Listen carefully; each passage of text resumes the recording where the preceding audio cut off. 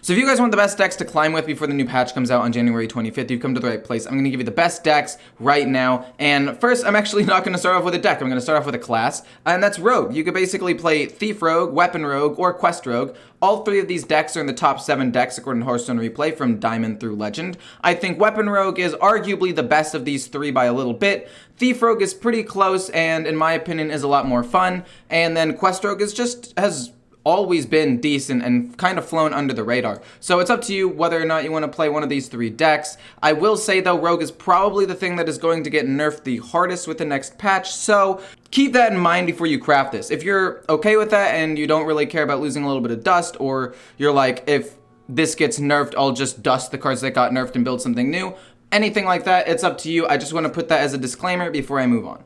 And don't forget, if you like fun educational content like this, feel free to hit the like button, comment any questions or concerns, and hit the sub button with the notification bell. Let's jump into it.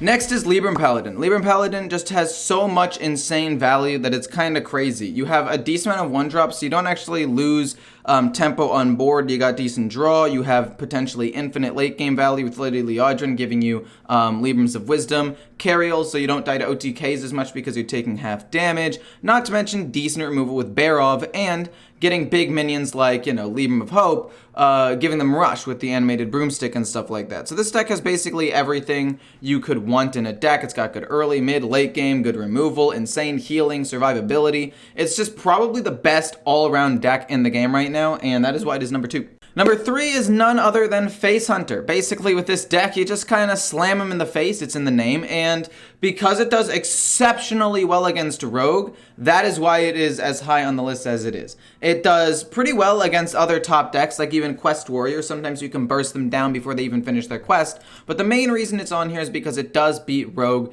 really hard. You get a wide board very quickly, which is usually hard for Rogue to deal with. And you have enough from hand to damage to finish them off even if they kill their minions, and your hero power gets around Cloak of Shadows. Your hero power, you're technically not targeting them, so if you get them low, let's just say like 4 or so HP, their Cloak of Shadows might not necessarily be enough to save them, so keep that in mind. Also, it's pretty cheap. I just played a version with no legendaries and ended up going like 7-3 with it, so you could take out both of these for, in my opinion, I would run a tracking to replace Barrack to help you find resources at the end, and instead of the Rinling's rifle, I would run a Bloodseeker so you have a little bit of a weapon, and that's it. This deck is really, really strong. The next deck on this list is Beast Druid, a deck that I have played as a fully made version and a budget version. I'm currently 10-2 with both combined, and it's actually really, really strong. The main power spike comes from the free or 1 or 2 mana Frostleaver Matriarchs, working extremely well with Oracle of Elune to make multiple copies, having big swing turns, turn, 5 or 6 sometimes. And then you have decent late game because you have Guff along with Ibis and the resizing patch to potentially find some late game win conditions that other aggro decks do not actually have. It's an exceptional deck. Kazakas can also find you some big stuff as well. Fantastic time, honestly. I actually think this deck is pretty fun too, personally.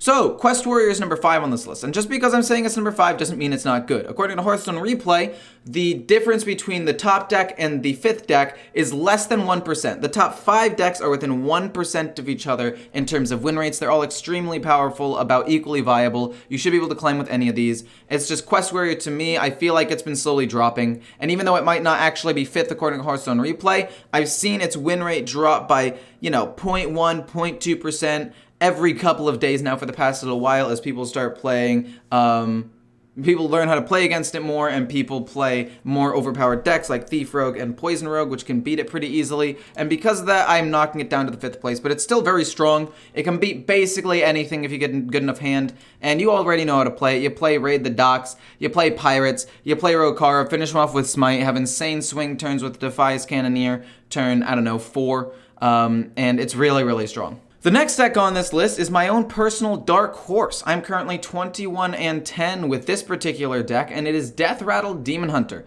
I think that this deck deserves a lot more credit than it gets. On Hearthstone Replay, its win rate is about 52%, which is a little bit below the top 5, but still very strong, and I think it's because it just is extremely sticky. Like, you can summon 1 minion, Razorboar, and that could essentially count as 4 minions. Razorboar into Razorfan Beastmaster into Devouring Ectoplasm into the 2-drop that you get off of Devouring Ectoplasm. It's just an extremely sticky deck that gets you a lot of value, some decent draw, and not mana cheat, but like pulling out of your deck effects with the Deathspeaker Blackthorn, Persistent Peddler, along with the Skullagul Dan, and it's just across the board extremely good. I've had a lot of success with it. I would recommend trying it out, and it only needs 2 legendaries, so if you're on a budget, this won't break the bank. The next deck on this list is Freeze Elemental Shaman, and this deck is good because it has a little bit of direct damage. You know, you have weapons, you have Frostbite, and you have the Gyre Worm, but it also basically has an Incanter's Flow that also has a 4/4 body for 4, and the ability to play really strong on tempo. Like, a potential 3-mana 2/5 Rush Wind Fury can shut down several decks, or just be a menace in its own right. You have the Ice Revenant that constantly pumps itself up as you play Frost spells, which this deck has a decent amount of. You have the Wildpaw Cavern, which is probably one of the best turn 4 plays in the game.